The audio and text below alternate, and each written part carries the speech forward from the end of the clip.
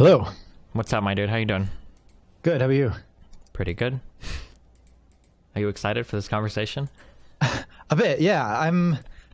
We'll see. I'm not like 100% confident about my position on it. Yeah, I mean, But- I thought I was, but to be fair, this is a difficult conversation to have because, and I think we can both agree on this, generally, or at least it seems to me this might be really insensitive, but most of the times I see people talking about transracialism, it's usually like a troll response to transgenderism. Yeah. So I think that's a lot of the reasons that people are very reluctant to have this conversation and are kind of sensitive about it, is that it's kind of used as a bludgeon against trans people a lot of the time. For sure. And that's the extent of my familiarity with it. I remember I talked to you at one point. We didn't really flesh this out a lot, but it was more kind of just I was a little bit hesitant on some trans issues because I felt like that it was really hard to simultaneously advocate for the destruction of traditional gender roles while saying that some people felt like they were literally biologically born into some gender roles or something. Like that was more or less kind of my discomfort. Yeah. So I definitely think that, these issues are all so complicated, and trying to think about them, you often find yourself sort of like wrapped into a confusing maze. Like, I guess right, there is this tension between the claim, one, many trans people say, I feel that I was born this gender, but also two, gender is itself a social construct.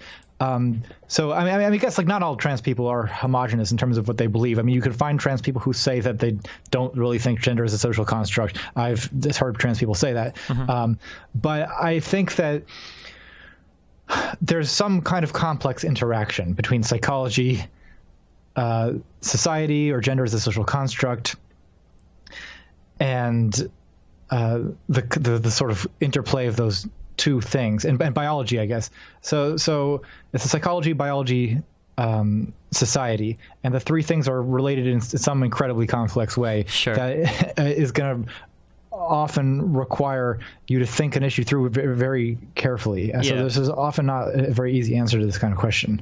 Gotcha. So so here's kind of my goal, I guess, in this discussion. So firstly, I'm going to talk about transracialism, and I'm going to try to make an argument in favor of it using more or less the same points that you would use for transgenderism, and then I'll is that an okay term, transgenderism, or is that an offensive term? I don't think it's offensive. I've seen people use it lately a lot, so I don't think it's offensive. Okay, so I'll try to draw what I believe are parallels between the two, and then we'll talk about what makes a psychiatric disorder and how do we decide what a good treatment is or isn't, right? Or actually, I guess let's start on the latter so that I'm sure we're on the same page on that. So I have no medical background. All of my psych knowledge literally comes from a high school class I took on psych, so correct me if I'm wrong on anything. So my understanding of psychology and psychiatric disorders is that in general, it's almost always a backwards rationalization kind of thing. So when I say that, what I mean is like if somebody asks, is a pornography addiction, do you have a pornography addiction, like in a bad way?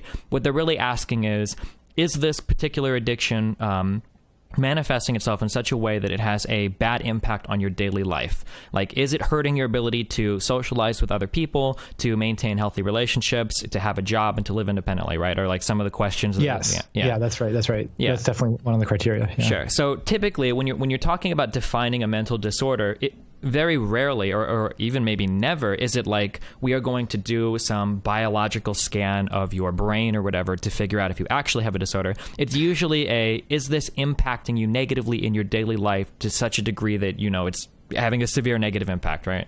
Yes, that's right. Okay. So, so we've established that. I think we agree on that.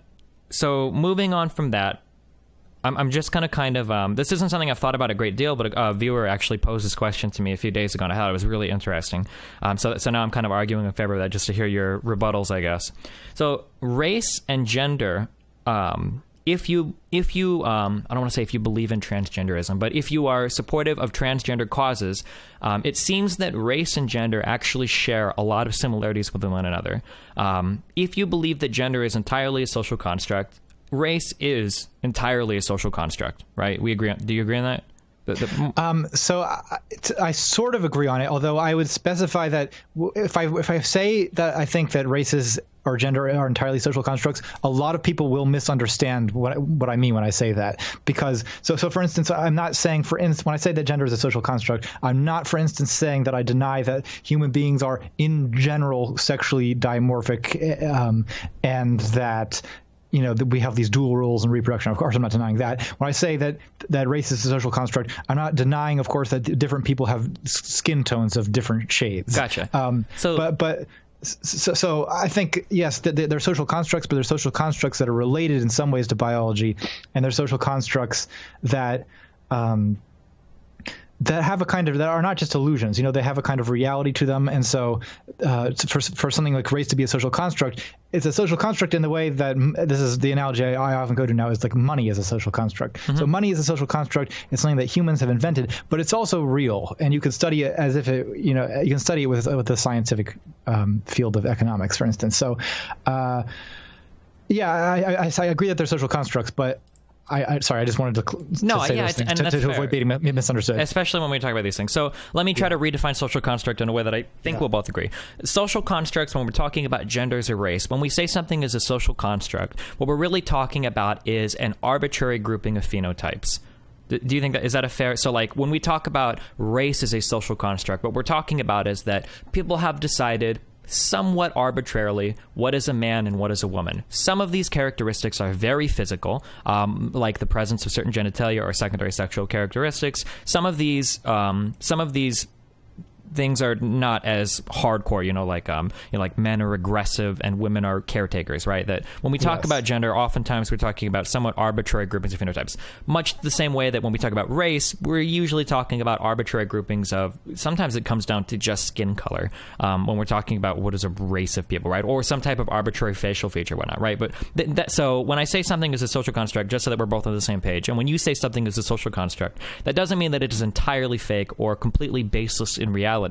But what it means is that there are some physical characteristics that you're talking about, but the social construct part is just kind of the arbitrary grouping and dividing of these traits. Is that an okay? Yeah, it's an arbitrary grouping of traits, or somewhat arbitrary grouping of traits, and it's also because it's beyond that, because it's not just that race, for instance, is because when we talk about race as if it's a scientific category, that is pretty much what we mean. This arbitrary grouping of traits that is the production of human history. Mm-hmm. But race is also kind of it's kind of also a social and political construct. It shapes our societies. It's part of what I would understand to be the concept of race has to do with segregation, for instance. Yeah. In human real quick before you go off here. So this is the big problem that I had. Okay, because when somebody asked me this, the thing that I tried to do in my mind was, okay, well, on one hand, we've got transgenderism, then on the other hand, we've got transracialism. So the easiest way to attack this argument is to draw distinctions between race and gender. But everything that you just said there about race could also be equally applied to gender, right? When you talk about these things also have social and political things involved with them, right? Gender is also social and political. Yeah. So basically the problem that I'm having is if we look at, let's look at transgender and transitioning and whatnot, right? So for a transgender person, right, it has been decided, I believe by the American Psychiatric Association that, right, I got that name right? Yeah. Okay, yeah. That there are, you do have something called, is it body dysmorphia? Mm-hmm. That body dysphoria. Dysphoria, sorry, not dysmorphia. Dysphoria, right? That you perceive your body in such a way that what it's changing into or what it's become is such a severe mismatch in your mind that it is causing you a great deal of mental anguish, such that it destroys your ability to function properly in everyday life, right? It can lead to severe depression, a degradation of relationships, and all sorts of other, really, really bad things.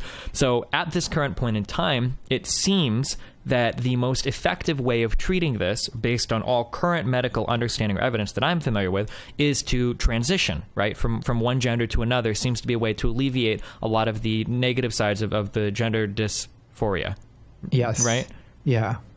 So, in all of these discussions about transgenderism, it seems that in general, and I don't mean to make this to sound derogatory, but it seems like we're not exactly interested in the truth claim of whether or not a transgender person is truly a different gender, that more or less that, I don't want to say it's irrelevant, but it takes a far backseat to the well-being of the individual, right? So this idea about what it means to be truly a gender, I think is like, that kind of the language is in my experience usually used when it's being used to discredit trans people. So, for sure. By such that, people say to trans women they're not real women, with the implication that there's some kind of deceit or impersonation going on. And I think that often, trans people will respond by insisting that, yes, of course, I am a real woman, but I don't see what the, like, I kind of don't get what the truly or the real, like, what is this qualifier doing? What is the difference between a real woman and just a woman? Sure. No, and that's a fair question. But so then again, this is essentially my question for you then, that I would like to see you attack, knowing that everything you just said that you believe it, right? Let's say that I tell you that I believe that I view myself as a black man, and it really bothers me that I present as white. It causes me a great deal of distress. I grew up, I listened to a lot of Jay-Z music. I love Denzel Washington. I want to be just like him, or whatever explanation I give, right? But let's say that I truly believe these things, right? With all of the things that you've said about transgender people, on what grounds do you attack that as an irrational belief that shouldn't also be supported? So I'll answer that question, but I just want to preface it by saying that, first of all, I think one somewhat not completely negligible important distinction is that there are a ton of transgender people, and there are very few transracial people that we know of in the sense that you're describing. So the word transracial is also often used, and this is considered the more legitimate use by most, I think, to describe people who are adopted by parents other than the race that they would likely otherwise be assigned. Okay. But I think the idea of someone being deeply uncomfortable with their skin color or the way they present is not a very common phenomenon, except when as the result of a kind of racist notion of beauty standards, right? So like many black people report that they feel this kind of like self-hatred or feelings of inadequacy simply because they're living under the white standard of beauty that's not obtainable for them, or they're sort of feel they've raised in an environment where blackness is seen as ugly or undesirable and whiteness is desirable and beautiful. And so that leads to a kind of desire to become more white. And so you do have a lot of people, not just in the US, but especially actually I think in places like India, people like trying to bleach or lighten their skin, people having facial surgeries to try to appear more white. This stuff is all pretty common, but usually it's attributed not to being some kind of like inherent psychological thing that develops, but as being the result of social expectations or social beauty standards that place pressure on people or make it desirable for people to appear as more white. Whereas I don't think it's the case that men are raised with this pressure, it's better to be a woman or something. So I don't think like trans women, for instance, I don't think their dysphoria is the result of social pressure in the way that, for instance, a black person's dysphoria about not meeting white beauty standards might be. In the other case, like you say, where someone white feels like they wish they were black. Well, like I said, it's not that common, but I'm sure there are some people like this. Right? I'm sure there are people like this. I'm not sure if. We have to come to Rachel Dolezal in a minute. I'm not sure if this is how she characterizes her experience, but so I guess in kind of looking at, or I'm sorry if you want to finish. I guess to answer your question properly, finally, I would say that I'm not completely decided on this, but I remain skeptical that there is a psychological dimension to racial self-identification in the way that there's a heavy psychological dimension to gender self-identification. I'm just writing down so I don't forget these. Yeah. Okay. So just one of the claims that I'm kind of going to counter what you're saying, that I don't think either of us agree it's necessarily a good thing. I don't know if it's necessarily valid to say that just because we don't see it a lot means it's probably not a real thing, because you could kind of make the same argument about, right, transgender people, that there would be a lot of people saying, because, I mean, you know, we exist on the internet, so we see it to a great degree, but if you go to, there are a lot of communities, right, where nobody there would have probably heard of the idea of a transgender person, where if you were to bring this up, they would go like, what? This never happens. Like, come on, what are you talking about? And even, you know, even being aware of it on the internet, I'm sure that transgender people must make up less than 1% of the population, right? It's got to be some absurdly small number. And also, I'm sure that if you were to go back, you know, like 500 years or even 100 years, right, the occurrence of transgender people probably is dramatically decreased, like a fraction of a fraction of a fraction of a percentage, you know? Yeah, so I'll say to that, I mean, I think that when the first transgender clinics opened, so like the Hopkins Clinic, for instance, I know like thousands of people appeared to request, they expressed interest in having the surgery done or having the hormone therapy and so on as soon as it became available. And I think when you see suddenly now that there are many trans people who are very visible, you have hundreds of thousands of people who are appearing because they identify with these people. I don't see the same thing happen with for instance, Rachel Dolezal. Like, there are not like tons of people, white people, suddenly appearing saying like, this is exactly how I feel, like I'm black, like I want to live my life as a black person. Like I feel like if it were a phenomenon, we would see it now. So like, are you familiar with I don't know how offensive this is, but are you familiar with the term wigger? Oh, yeah. Right? So, like, if it were possible that a person could go through some sort of surgery to change their skin color to black, do you think it's possible that in some communities you would find a lot of white people that would come out, you know, in certain areas that would be like, I fully want to convert to being completely black? Like, this would actually be the sickest thing ever? I don't think that's the case. I think it's possible that that could happen in the future, but I think at the moment I don't think there's a significant number of white people who would want to darken their skin for that reason. Well, when I say significant number, I don't mean like I mean like maybe in a comparable percentage to the number of people that are transgender, right? That's what I mean. I don't think even comparable to I don't think even close to comparable to trans people. Gotcha. Okay. Do you think it's fair to say that if there were enough people that were to come out and were to say, or even if there weren't, even if it was still like significantly fewer people than trans people, do you think it's fair to say that the arguments that they could use would be more or less the same as transgender people, or do you clearly define them in a different category because of number, or? So like I said, I think the number thing, to be completely honest, I don't think that the number thing doesn't apply to the conceptual argument, right? Like just because there's just because maybe there's only a handful of people claiming to be transracial, for instance, I don't think the fact that there are fewer of them in and of itself means that there's a inherent conceptual difference, right, between being transracial and being transgender. But I do think it's I think it's informative in some way that there are fewer. So to me, what it demonstrates is just going down this line real fast. This is really uncomfortable because I feel like a lot of these same arguments, I'm not trying to like trap your name, but it feels like a lot of these arguments are used or were used against gay people, right? That like, I'm not saying that, you know, being gay is unnatural, but I mean, like, come on, like almost no men are gay. Like there's very, very few. And, you know, some of these guys are sexual deviants. Like, is this really a thing? Like, I feel like a lot of these same arguments could be applied in that direction, no? So all I'm suggesting when I'm mentioning the numerical like lack of interest in white people becoming black people is simply that to me it suggests that there is not a psychological dimension to. The psychological dimension to race is not the same as it is for gender. Like I think there's a difference between identifying as a gender and a difference between identifying as a race. And I think that the fact that so many people identify with a gender other than the one they're assigned, which you don't see with race, I think that's some evidence for that idea. Gotcha. For the idea that there's a difference between the identification for one or the other. Okay.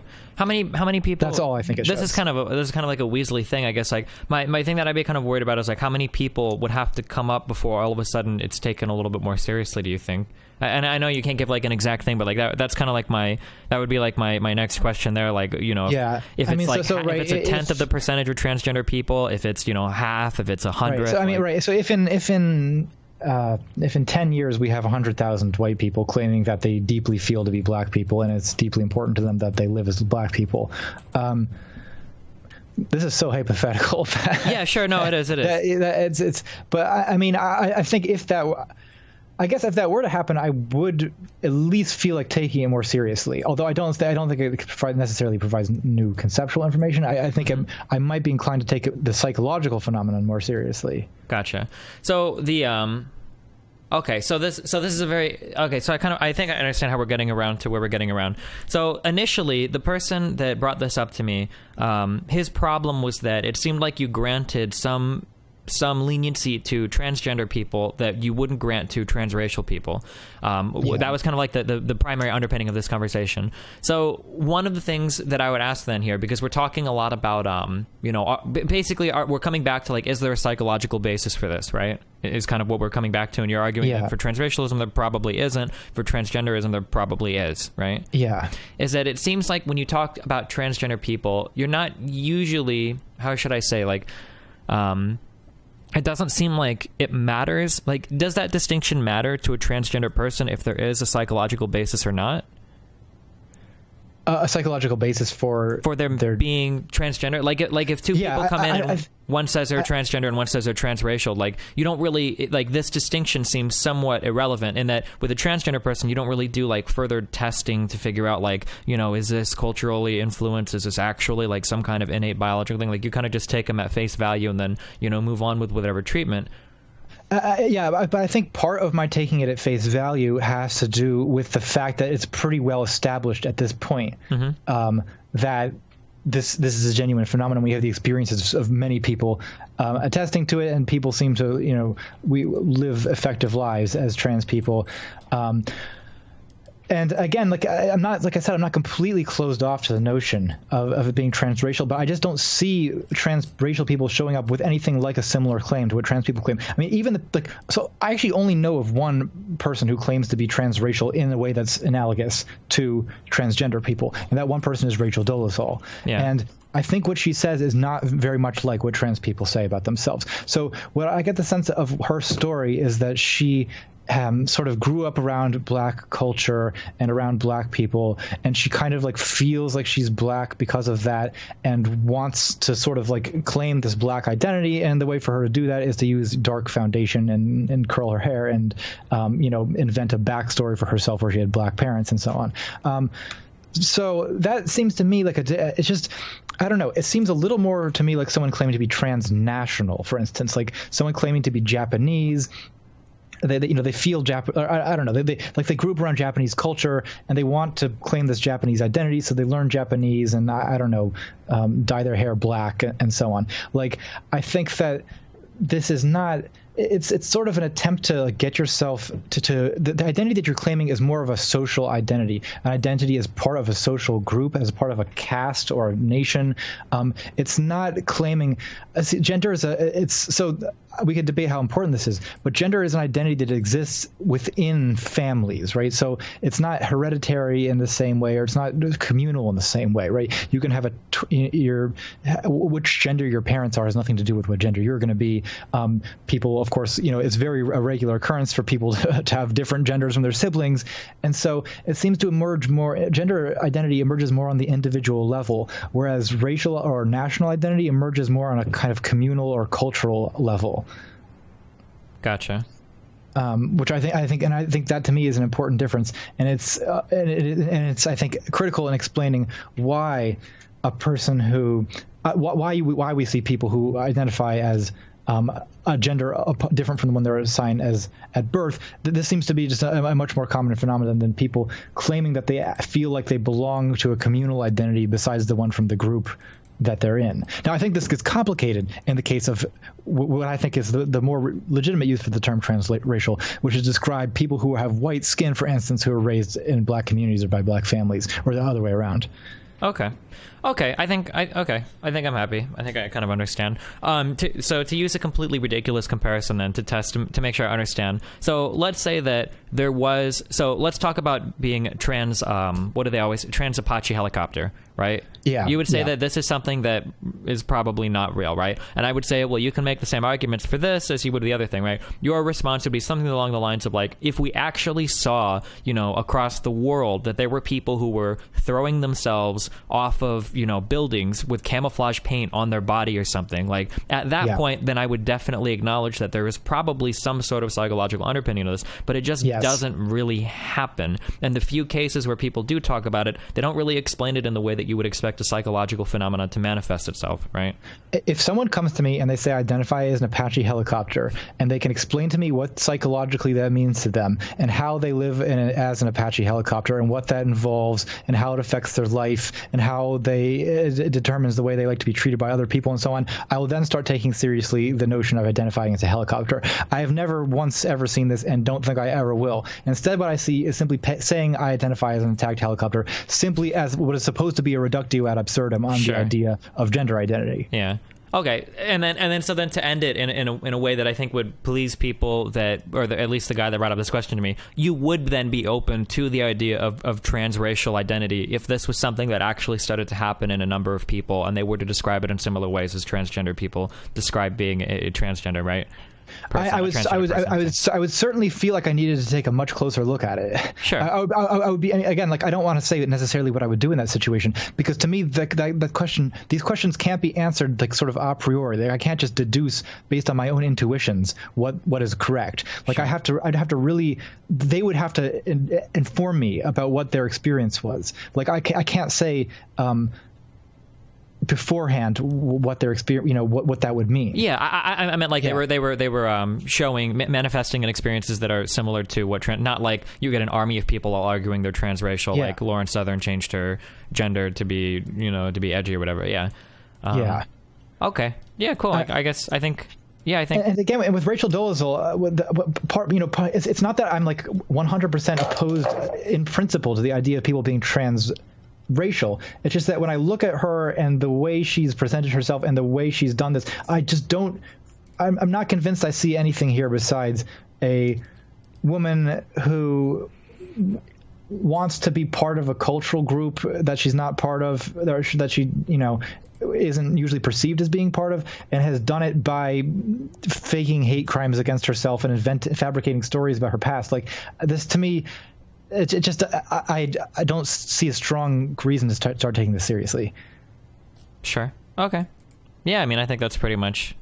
And again, like so I'm like reluctant to trust my intuitions about any of these things. Like I think that I just had no idea what to think about Rachel Dolezal at first, and I sort of I had to listen to what a bunch of trans people said about it, what a bunch of black people said about it, what a bunch of black trans people said about it, what a bunch of biracial people said about it, what a bunch of people who are transracial in the sense of having adoptive parents different from the race, and then I sort of tried to piece together a sense of how Rachel Dolezal's experience related to all these other people, and I'm inclined to agree with the general consensus, which is that there's not a valid comparison between transracial and transgender. Now, I actually don't think there is a consensus that what Rachel Dolezal has done, in theory anyway, is completely illegitimate. I mean, I've actually read some black trans authors who seem to think that this does expose like a genuine possibility.